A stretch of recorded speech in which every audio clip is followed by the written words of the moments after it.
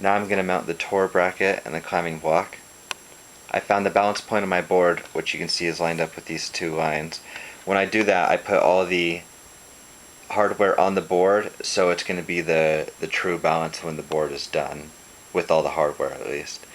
I've center punched all of these, and I do them all at the same time just because it's a lot easier than doing one than the other. And I'm going to take off this, and then I'm going to drill the front three for the touring bracket with a 1/4 inch drill bit, and then the back two, these are hard to see, with a 13th 64 bit.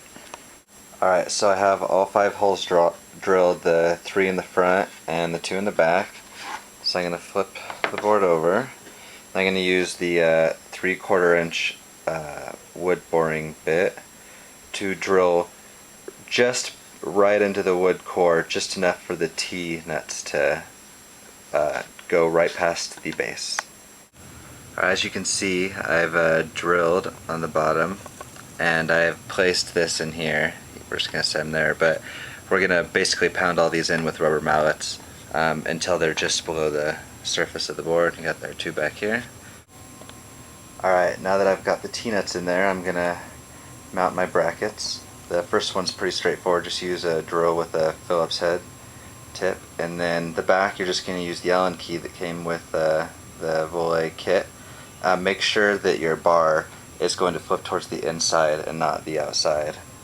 Alright, and they're all mounted on there, nice and tight. Don't forget to use Loctite, I forgot to mention that earlier. And then the bottom is nice and flush. Now I'm going to mount the slider blocks.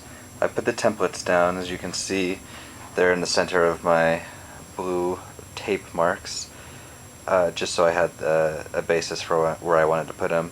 My back one I just put straight out, and my front foot I put 15 degrees forward.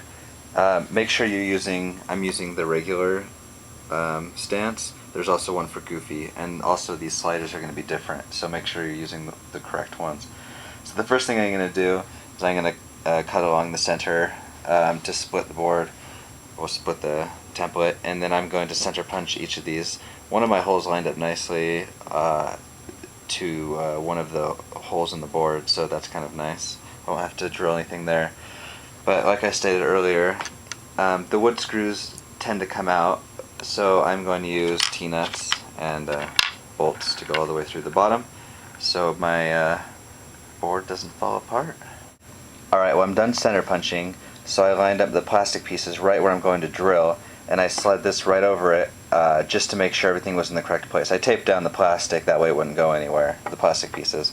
So it slid right on and off.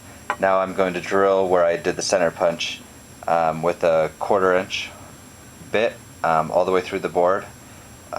This is only if you're using the T-nuts, this is not if you're using the wood screws that you got from Voile. Alright, so I have finished drilling all the holes. I also drilled the holes on the bottom. I started placing some of the T-nuts in. I'm not completely finished. The others are waiting to be put in. So I will put in the rest of the T-nuts, and we'll go from there.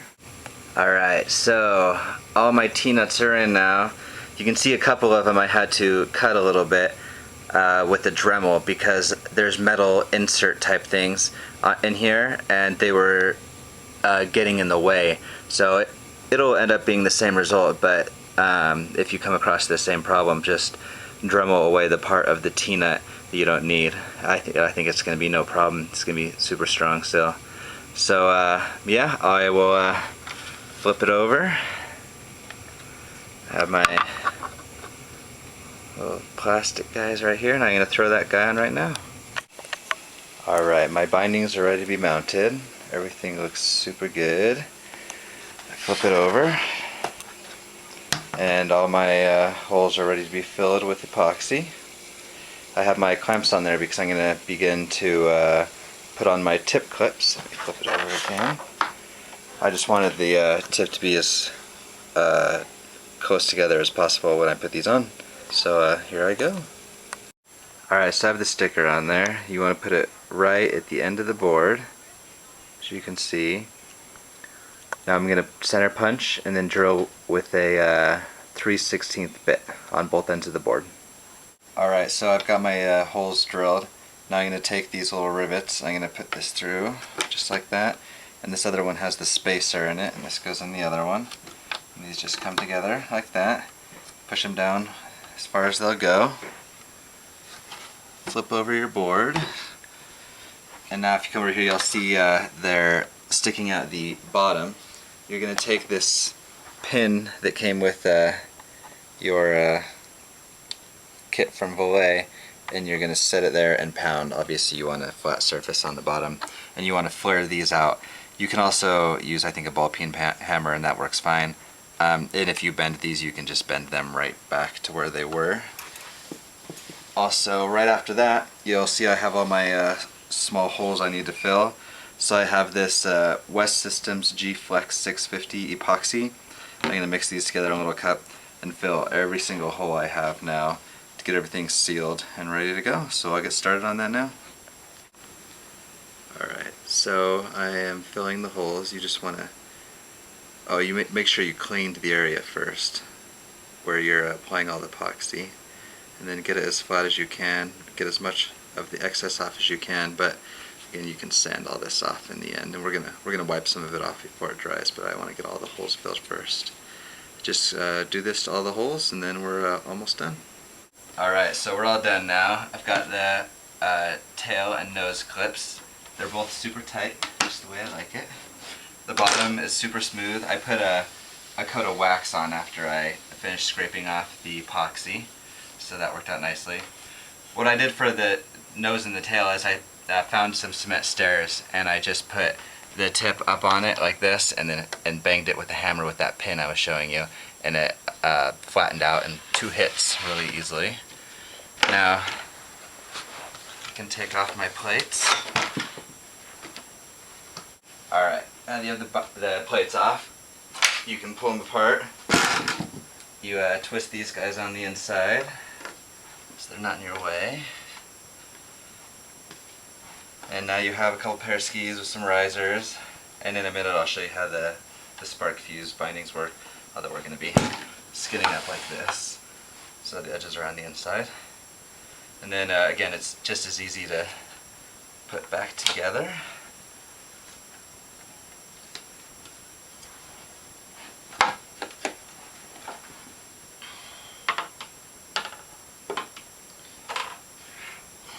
Make sure it's tight. Get the clips on. You have a super sturdy board. I'm going to show you how these spark bindings work. They're pretty sweet because the base plate is built into the binding, so they're actually really light, and you don't have to worry about mounting your binding on top of a base plate, so you're a lot closer to the board. So usually you start off by climbing, so let's throw them on for that.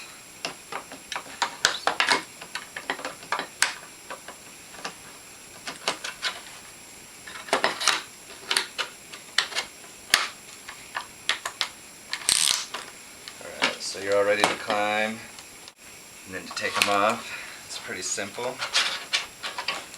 Just pull them out.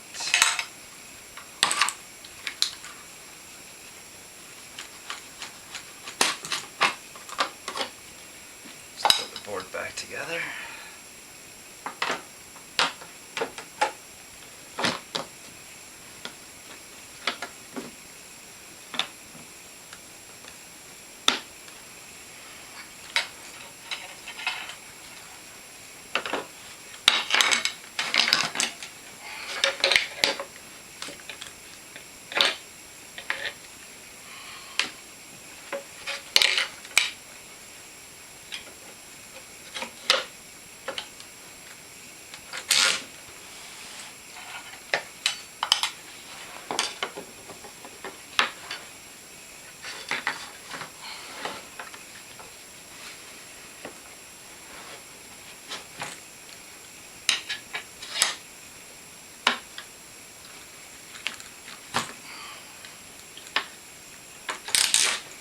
It's that easy, you can ride. Now just reverse the process to start climbing again.